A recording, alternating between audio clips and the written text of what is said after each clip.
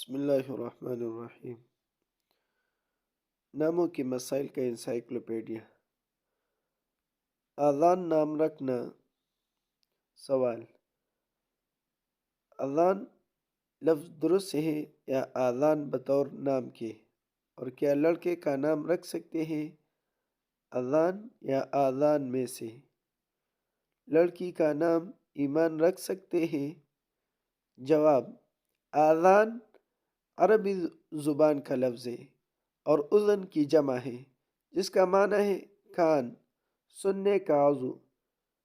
اذان نام رکھنا درست نہیں، اور اذان کا معنی ہے اعلان، 5 وقت نماز کے اعلان کے مخصوص کلمات۔ یہ نام رکھا جا سکتا ہے۔ لڑکی کا نام ایمان نام رکھنا جائز ہے۔